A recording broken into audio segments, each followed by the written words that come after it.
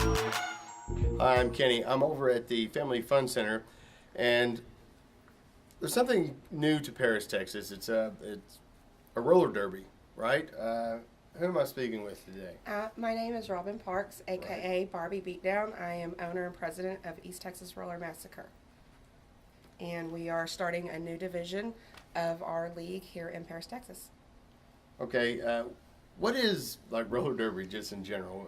How could you describe that to, especially, I mean, a lot of people have seen like the roller derby back in the 90s, right? Yeah, it goes. Television, It really goes back to the 30s, but I think most people, depending on your age, you're going to think the classic 70s roller derby, bank track. You're going to remember a lot of it was staged at the spectacle.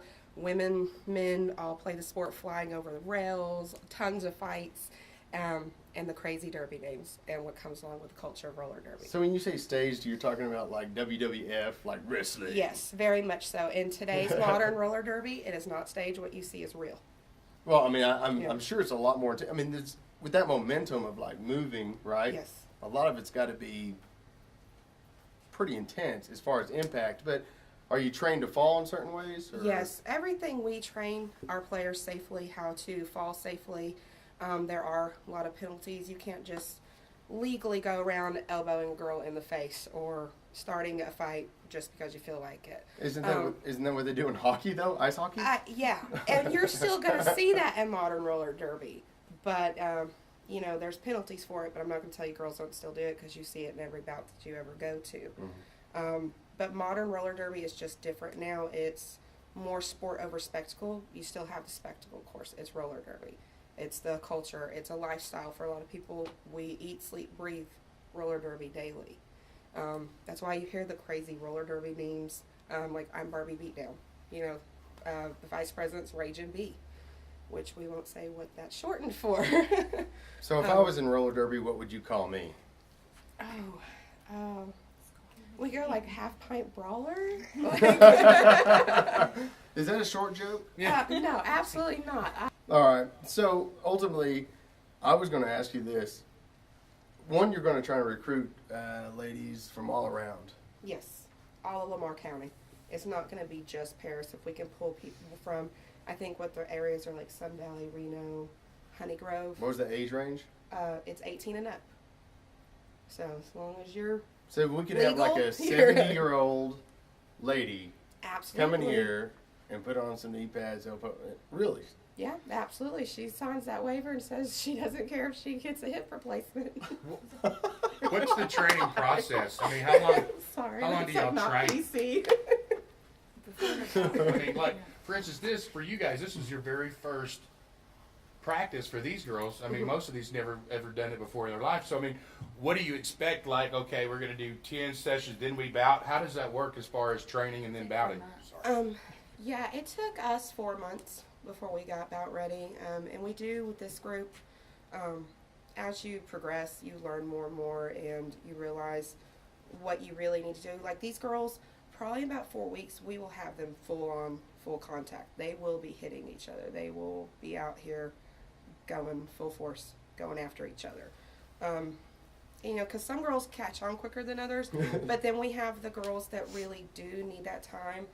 That's why we put them in that fresh meat category, because you don't know if there's somebody who's been skating for 30 years or someone who's never skated in their life. Like me personally, I never roller skated in all 30 years of my life, and I decided I wanted to start roller derby and be a roller derby player. So you get all walks of life, women, just it's about, and it just really empowers women. We all come together. It's very much about the sisterhood, the camaraderie, and I think all of us just kind of have this little inner badass in us that likes to come out a couple times a week. And plus, the exercise is not bad either. I was watching. I was like, "Damn, I'm wonderful. just It's watching wonderful y'all." Exercise. I think this works every single core muscle in your entire body. These workouts just kill you. And out in Greenville, where we're at, we actually have Chop Shop MMA that sponsors us. So we do MMA conditioning. Oh, wow. We do that about 3 times a week on top of our 2-3 hour practice a week. So you guys are currently doing 2 3 3 hour. 3 hour practices. What are you doing here in Paris though? we're doing 2 2-hour practices until we get them comfortable going up to 3 hours. Now it's a season. I'm assuming this is a season sport. Does it have a No, season? it's year round. Year round. We are constantly playing roller derby. Our seasons can last up to 9 months. You got about 3 months of a break with conditioning and training, just off-season training. But really, in those months, we're still holding mashups. We're still scrimmaging other teams in leagues. So it really never stops. What kind of Ever. prizes? What is it? Just trophy? Is it just recognition for the name of the team, or what? Can it? Does it go up to a money amount, or? No, this is all about just the sport, recognition. really. It's for the sport. Like I said, a lot of women, this is a lifestyle. This is an entire culture. You know, you have the people, it is a hobby, but then you really have your die-hard, like I said, a lot of us, we eat, sleep, and breathe this stuff. What kind of response have you had with Lamar County? It's been huge. We didn't expect it. It was actually really pleasantly surprising. And it hasn't just been women that want to recruit and do this, it's been a community that has just arms wide open, like, we want this. We're starving for something new, just embracing it, which is wonderful because roller derby is still a little taboo. So it's very hard to break a lot of barriers and get into communities and have people be so welcoming. So I'm very thankful for Lamar County for really, truly welcoming the sport in because they will not regret it. Roller derby is something I think a lot of people have never seen, and when they see it, they're going to be hooked.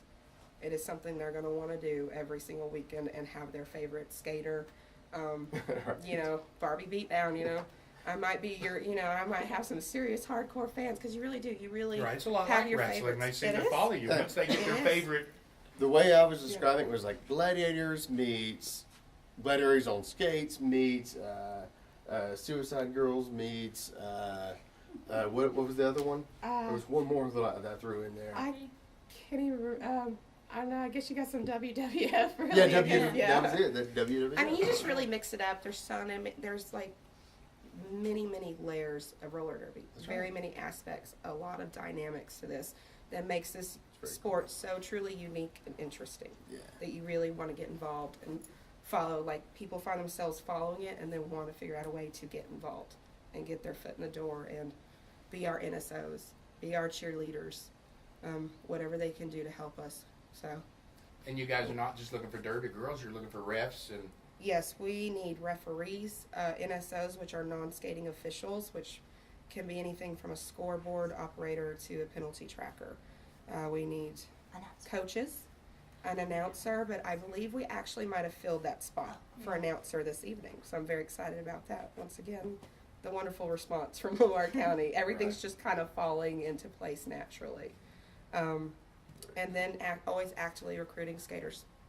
Always. That's always going to be something we will be doing because as the bigger the league we can get, the more roller derby we can bring to the Who all do public. you compete with? I mean, as far as around, do you compete with other cities like Texarkana and? We will, and we do, but our goal is more interleague because we have our Greenville division, which we're hoping to have like a natural, healthy little rivalry there, keep things interleague because a lot of women don't have the luxury of constantly traveling. So as we grow, long-term goal is we will actually hold tryouts for a travel chain and pick the cream of the crop, the best of the best, and they will be the women that will go ahead and travel all over the nation, and throughout the state. So for a lot of women too, it is about the rankings. It's not just about self, gratification. They want to prove that they're the best. That Right. they're the best in the roller derby world. Whenever there are new girls like starting to evolve, you were talking about they evolve at their own level of pace or whatever. Do you find that some girls don't want to hit real hard, or some girls want to hit too hard? Absolutely, How do you regulate that? You do get the girls where sometimes you get a little confused because you say roller derby's full contact. So what are you doing? Why are you afraid to get hit? It's at a certain point it's sink or swim.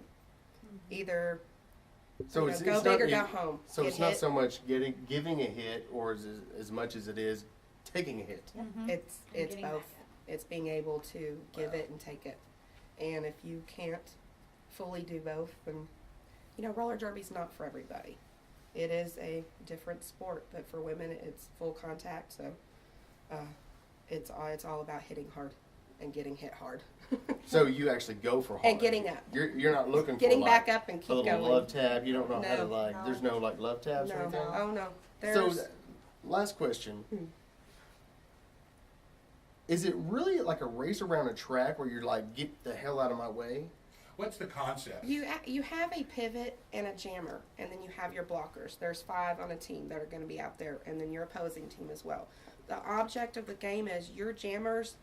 I guess put it in football terms, like your jammers are kind of your wide receivers, your pivots, like your quarterback. They want to get through the pack. They have to make their first initial pass, and that will establish who your lead jammer is. And they're the only ones that control that 2-minute jam. They're the ones that can call it off whenever they want. But once the jammer gets through that second pass, you're now scoring points. And when you pass at the hips of each player, that is a point. So there's those 5 players on that opposing team that's all worth a point. It's so that Math. so it's So it's a yes. point system It's based. the yes. The winner more with the most points you wins. score is the object of the game. You want to be the team with the baddest jammer. The jammers have stars. Yes, on they their have. helmets? They have helmet. They wear panties. Yeah. We call them helmet panties. They have panties on their helmet, which the star represents your jammer, and a stripe down the middle is your pivot, and that's how you can identify your 2 players. So somebody's seeing this right now. How would they, if they wanted to be a part of it, who would they need to contact, and how does it go from there? There's multiple ways to contact us. You can go directly to our website at www.easttexasrollermassacre.com, and there will be links there. You will go to our email, contact us at easttexasrollermassacre.com. You can find us on Facebook under easttexasrollermassacre.com. Message us there.